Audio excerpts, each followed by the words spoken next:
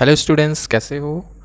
Students, आज के class में हम लोग पढ़ेंगे एक कॉम्प्रिहेंसिव कॉस्ट शीट फॉर्मेट। इसमें आप लोग देखेंगे कंप्लीट जितने आइटम्स होना चाहिए वो सारे डिटेल्स वाइज समझेंगे एक इजी एग्जांपल के साथ। तो स्टूडेंट्स, जब आपको कॉस्ट शीट बनाना होता है तो आपको स्पेशली तो पहले तो फॉर्मेट याद रखनी है। ठीक है, फॉर्मेट याद हो जाएगा, फिर इस फॉर्मेट के अंदर जितने मेन हेडिंग है उस हेडिंग के सब हेडिंग्स भी आपको याद करना होगा। देखिए, हम इस इस कॉस्ट शीट में देखेंगे कि कौन कौन सा आइटम किस ऑर्डर में आता है। तो जिसमें पहला है ओपनिंग स्टॉक। स्टूडेंट, अगर आप सोचिए कि एक मैन्युफैक्चरिंग कंपनी है, उस मैन्युफैक्चरिंग कंपनी में स्टॉक मैन्युफैक्चर हो रहा है कोई प्रोडक्ट, तो नो डाउट आप कंटिन्यू हर साल प्रोडक्शन कर रहे होंगे, तो उसकी पिछले साल की क्लोजिंग इस साल की ओपनिंग होती है। तो एज्यूम करते हैं कि जब मैन्युफैक्चरिंग स्टार्ट हुआ तो उससे मेरे हाथ में कुछ स्टॉक था जिसकी वैल्यू थी 10,000। उसके बाद जाहिर सी बात है कि हम इतने रॉ मटेरियल के साथ तो हम स्टार्ट करेंगे नहीं प्रोडक्शन, तो हम ऐड करेंगे परचेजेस ऑफ रॉ मटेरियल्स। तो इस साल मैंने कुछ रॉ मटेरियल परचेज किया 16,000 का, तो ये 60,000 का जो रॉ मटेरियल है वो मेरे फैक्ट्री में तो ऐसे तो आएगा नहीं, भाड़ा लगेगा, तो कैरेज इनवॉर्ड में एक्सपेंसेस बियर करूँगा जो 1,000 ले लेते हैं। फ्रेड होगा, भाड़ा होगा, ठीक है, 2,000 का होगा। और जैसे कुछ माल अगर हम बाहर से इंपोर्ट करते हैं तो उसमें चुंगी देते हैं जिसको इंग्लिश में ऑक्ट्राई कहते हैं या इंपोर्ट ड्यूटी कहते हैं। ठीक है, तो स्टूडेंट्स इसको भी ऐड करेंगे। तो आप ध्यान देंगे कि हम ओपनिंग स्टॉक के अंदर क्या क्या ऐड करते जा रहे हैं। परचेजेस और raw material, carriage inward, freight inward, ये इनवर्ड होना चाहिए, याद रखेगा। इनवर्ड का मतलब जब रॉ मटेरियल फैक्ट्री के अंदर आता है तो वो सारे खर्चे को इनवर्ड कहेंगे, भाड़ा देने। और जब माल बाहर जाता है फैक्ट्री से तो आउटवर्ड यूज करते हैं।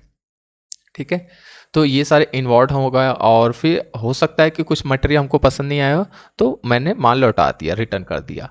तो सारे को सम करेंगे और 500 को माइनस करेंगे तो मेरे पास आता है 30,000, जिसको हेडिंग देंगे मटेरियल्स अवेलेबल फॉर कंजम्पशन। इस हेडिंग का मतलब हुआ कि हम जो प्रोडक्शन करने जा रहे हैं इस सेशन में उसमें कितना मटेरियल मैंने कंज्यूम किया था। इन टर्म्स ऑफ वैल्यू में बोलेंगे 30,000, कितना बोलेंगे?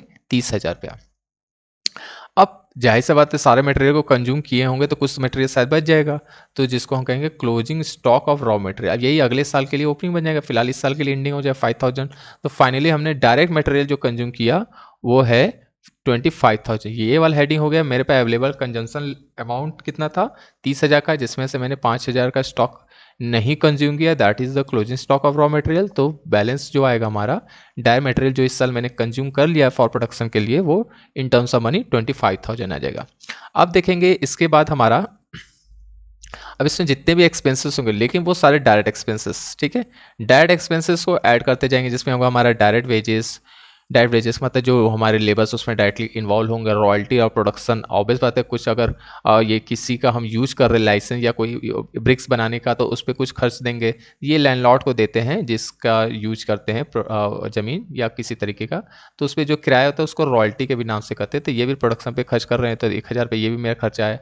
Higher charges of special plant, कुछ खर्चे होंगे जो स्पेशल होंगे, जो किराए पे लिए होंगे, तो उसका भी खर्च जोड़ेंगे। इस कॉस्ट ऑफ स्पेशल डिज़ाइन का मतलब होता है हम किसी प्रोडक्शन को करने से पहले कुछ एक्सपर्ट से डिज़ाइन बनवाते हैं, तो उसकी जो डिज़ाइन का खर्चा होता है वो हम खर्च लेंगे 500। फिर उसके बाद आ जाता है cost of special pattern and module या मोल्ड, जो कुछ नए साँचे या ढालते हैं ना, जैसे कोई कोई मेटल का कोई शेप होता है तो उसको नया मोल्ड करते हैं, तो उस हिसाब से साँचा ढलवाने का खर्चा होता है। तो अलग अलग तरीके के फैक्ट्री में खर्च होते हैं, तो ये सब कुछ कॉमन खर्चे होते हैं। मोल्ड का खर्चा हो गया, फिर आर्किटेक्ट फीस होता है, आर्किटेक्चर से अगर हम कुछ कंसर्न करते हैं तो उसका खर्च होगा, वो भी इफेक्ट डायरेक्टली इन्वॉल्व होगा, क्योंकि इसके बिना हमारा मटेरियल प्रोडक्शन कंजम्पशन स्टार्ट नहीं होगा। फिर नेक्स्ट आ जाता है आपका कंसल्टेंटिव इंजीनियर्स फीस होता है, जो स्पेसिफिक काम के लिए होता है। एक्सपर्ट को बुलाते हैं, जिस वो जो इंजीनियर होता है उसको बुलाते हैं, मान लेते हैं 500, हालांकि बहुत कम दे रहे हैं। अदर चार्जेबल और डायरेक्ट एक्सपेंसेस होता है, जिसमें हम कह सकते हैं कि डिपेंड करता है कि आपके फैक्ट्री के नीचे के बेस पे जो भी छोटे मोटे खर्चे होंगे जो डायरेक्टली इन्वॉल्व होते हैं, इन सबको सम करेंगे। और ऊपर जो 25,000 है, इसको सब में ऐड करने के बाद जो मेरी वैल्यू आएगा उसको कहेंगे हम लोग प्राइम कॉस्ट। तो स्टूडेंट्स, प्राइम कॉस्ट निकालने के लिए आप सारे डायरेक्ट मटेरियल, डायरेक्ट लेबर और डायरेक्ट एक्सपेंसेस को इन्वॉल्व करें, जो सब कैटेगरी में मैंने यहाँ बांट रखा है। तो जो आंसर आता है प्राइम कॉस्ट का 32,000 आता है। अब इसके बाद आपका नेक्स्ट हेडिंग आता है आपका फैक्ट्री कॉस्ट, ठीक है, जिसको मैन्युफैक्चरिंग कॉस्ट भी कहते हैं। अब मैन्युफैक्चरिंग कॉस्ट का में आपको ये फोकस करना होगा कि जितने भी फैक्ट्री के अंदर इनडायरेक्टली ओवरहेड्स हैं, ओवरहेड्स को इनडायरेक्टली करते हैं, ठीक है, तो वो सबको इन्वॉल्व करेंगे, जिसमें आपका आ जाएगा इनडायरेक्ट मटेरियल्स। जैसे इनडायरेक्ट मटेरियल्स में क्या होगा, जैसे लुब्रिकेंट मैंने ऑयल रखा है, ग्रीस रखा है, कॉटन वेस्ट रखा है, screws, nuts, bolts, sand paper, ये सब यूज होता है फैक्ट्रियों में। तो इन सब का खर्चा मान लेते आता है 2000 का। फिर इनडायरेक्ट लेबर में मान लीजिए फायर सेफ्टी स्टाफ रखते हैं, वॉचमैन रखते हैं, स्वीपर्स रखते हैं, ये सब का खर्चा भी फैक्ट्री में है ना, ये सारे लोग, तो इसका भी खर्चा इसी का पार्ट होगा। फैक्ट्री रेंट पे हुआ तो फैक्ट्री रेंट देंगे 5000। लाइटिंग का खर्चा हो जाएगा, फैक्ट्री इंश्योरेंस हो जाएगा, फ्यूल एंड पावर हो जाएगा, पावर एंड फ्यूल हो जाएगा, फैक्ट्री सुपरवाइजर होगा हमारा, उसको सैलरी देंगे, तो वो फैक्ट्री का होना चाहिए। लेकिन फैक्ट्री मैनेजर, फैक्ट्री का मैनेजर्स होता है तो उसको भी खर्च उसका फैक्ट्री से रिलेटेड होगा। प्लांट एंड मशीनरी रिपेयर कभी टूट फूट होती है तो उसका खर्चा देखना होता है। डिप्रिसिएशन, जाहिर सी बात है, एसेट्स मशीन वहीं है तो डिप्रिसिएशन वहीं लगना है। फैक्ट्री मेंटेनेंस के खर्चे होंगे 500 के, ये सारे खर्चे फैक्ट्री से रिलेटेड है। और भी देखिए खर्च है, ये वर्क्स स्टेशनरी हो गया, कुछ और स्टेशनरी रखे वहाँ पे, उसके खर्च फैक्ट्रीज में होना चाहिए। फैक्ट्री टेलीफोन होगा, आजकल तो मोबाइल हो गया, टेलीफोन फिर भी ऑफ कंपनियों में रहती है, फैक्ट्रियों में। नेक्स्ट आ जाता है ड्राइंग ऑफिस एक्सपेंसेस। देखिए ये ड्राइंग, ये अकाउंटिंग वाला, ये नहीं कि आहरण हिंदी में जो बोलते हैं वो वाला नहीं, ये ड्राइंग वाला है कि मान लीजिए प्रोडक्ट का डिज़ाइन जो बनाया गया है उसका खर्चा जो हुआ है वो भी इस फैक्ट्री से रिलेटेड होगा। क्वालिटी कंट्रोल एक्सपेंसेस होगा, क्वालिटी चेक करने वाले जो पर्सन है उस क्वालिटी कंट्रोल एक्सपेंसेस कहेंगे। और भी कुछ छोटे मोटे खर्चे होंगे जो फैक्ट्री में हुए होंगे, जिसको फैक्ट्री मिसलेनियस एक्सपेंसेस कहेंगे 300। अब ध्यान से देखना स्टूडेंट्स, मैंने क्या किया, ये जो मेरा रिजल्ट आया था प्राइम कॉस्ट 32,000, उसमें ये सारे एक्सपेंसेस को इन्वॉल्व करेंगे तो जो मेरा रिजल्ट आएगा, जिसको हम कहेंगे gross factory cost, that is the 52,000 आ जाएगा, सारे सम कर देंगे। अब हो सकता है कि फैक्ट्री में सारे रॉ मटेरियल फिनिश प्रोडक्ट तो बने नहीं होंगे, तो वहाँ पे वर्क इन प्रोग्रेस कहलाता है। वर्क इन प्रोग्रेस का मतलब होता है ऐसे प्रोडक्ट जो कंप्लीट रॉ भी नहीं है और ना ही फिनिश्ड है, तो वो बीच के मटेरियल होते हैं, बीच के प्रोडक्ट होते हैं, इसको हम कहते हैं वर्क इन प्रोग्रेस। तो उसकी अगर ओपनिंग बैलेंस दिया है तो उसको ऐड ऑन करेंगे, और उसकी क्लोजिंग वर्क इन प्रोग्रेस दिया तो लेस करेंगे। तो जो 52,000 में ये सब वर्क इन प्रोग्रेस का ओपनिंग क्लोजिंग को एडजस्ट करेंगे तो जो मुझे मिलेगा वो नेट फैक्ट्री वर्क कॉस्ट मिलेगा। ग्रॉस का मतलब होगा जिसमें WIP नहीं एडजस्ट हुआ है, लेकिन after that that is the net factory work cost, this is the 65,000। अब उसके बाद आपका आता है कॉस्ट ऑफ प्रोडक्शन। अब प्रोडक्शन से रिलेटेड जो ऑफिस में बैठे हुए स्टाफ वगैरह हैं उसके खर्च को भी इन्वॉल्व करेंगे, जिसमें ऑफिस सैलरीज होगा, रेंट एंड रेट्स होगा, ऑफिस लाइटिंग होगा, ऑफिस इंश्योरेंस होगा, प्रिंटिंग स्टेशनरी होगा, पोस्टेज, टेलीफोन, ऑडिट फीस होता है। ऑडिट फीस जो चार्टर्ड अकाउंटिंग कंपनी में या फैक्ट्री में आके पूरा इंस्पेक्शन करते हैं, एक लेखा जोखा का, बुक्स ऑफ अकाउंट्स के, वो सबको फीस देते हैं तो उसको कहते हैं audit fees. Legal charge, government के कुछ लीगल चार्जेस होंगे, वो एक्सपेंसेस ऑफिस में ही होते हैं ना। डिप्रिसिएशन, फर्नीचर जो ऑफिस में लगे उसके डिप्रिसिएशन फैक्ट्री का होता है तो फैक्ट्री में जाता है। General administration expenses, these are the expenses a part of the office and administration overheads, and इन सबको सम अप करेंगे और जो 65,000 उसमें ऐड कर देंगे तो जो रिजल्ट आएगा दैट इज द 90,000, एंड 90,000 को हेडिंग देंगे प्रोडक्शन, कॉस्ट ऑफ प्रोडक्शन। अब जब कॉस्ट ऑफ प्रोडक्शन आ गया तो नेक्स्ट हेडिंग आता है कॉस्ट ऑफ गुड्स सोल्ड। अगर इसको हिंदी में बोले जो माल हम बेचे उसकी कॉस्ट क्या होगी, तो इसमें हम लोग क्या करेंगे, जो फिनिश्ड और ओपनिंग स्टॉक ऑफ फिनिश, देखो वर्क इन प्रोग्रेस वो फैक्ट्री का पार्ट हो जाएगा, लेकिन opening stock of finish goods है जो वो आपका फिर ऐड करेंगे, जैसे उसमें ऊपर किए थे WIP का ओपनिंग ऐड करेंगे, इसमें ऑफ क्लोजिंग होगा तो उसको लेस करेंगे, तो जो हमारा कॉस्ट ऑफ गुड सोल्ड है वो आ जाएगा आपका 90,000। अब इसके अंदर हम माल जब बेचने चलेंगे तो बेचने में भी खर्च होता है, जिसको हम लोग हेडिंग देते हैं से कॉस्ट ऑफ सेल्स, जिसके अंदर आता है तुम्हारा सब heading selling and distribution overheads. अब इसके अंदर सेल्समैन सैलरीज, कमीशन होगा, एडवर्टीजमेंट एक्सपेंसेस होगा, सेल्स प्रमोशन, स्टूडेंट एडवर्टीजमेंट एक ऑनलाइन और TV वगैरह में जब प्रोडक्ट को देखते हो ऐड के थ्रू तो उसी को एडवर्टीजमेंट खर्च होता है जो उसको कर सकते। ये सेल्स प्रमोशन होता है कि जब हम कोई प्रोडक्ट बनाते हैं तो उसको सैंपल के रूप में अपने कस्टमर को फ्री में बांटते हैं, तो वो भी खर्चा ही होता है, इसलिए उसको सेल्स प्रमोशन एक्सपेंसेस करते हैं। कूपन देना, बाय 1 गेट 1 फ्री करना, तो ये सेल्स प्रमोशन का पार्ट होता है, ठीक है, तो ये भी एक्सपेंसेस ही है। शोरूम एक्सपेंसेस होगा, जाहिर सी बात है शोरूम अगर रेंट पे हुआ या शोरूम से रिलेटेड कोई खर्चा वो ले लेंगे। पैकिंग एक्सपेंसेस होगा, कस्टमर को तो डायरेक्टली देंगे नहीं प्रोडक्ट, उसकी पैकेजिंग करेंगे। फिर उसके बाद क्या क्या हो रहा है सेलिंग डिस्ट्रीब्यूशन के अंदर, कैरिज आउटवर्ड। देखिए स्टूडेंट ऊपर था कैरिज इनवर्ड ना, वहाँ पे क्या लिखा था इनवर्ड, अगर ये कैरिज इनवर्ड होता तो किस हेडिंग के अंदर आ जाता, वो आ जाता आपका प्राइम कॉस्ट में, किस में अंदर आता प्राइम कॉस्ट में, लेकिन आउटवर्ड है तो इसलिए ये सेलिंग डिस्ट्रीब्यूशन में आ जाए खर्चा।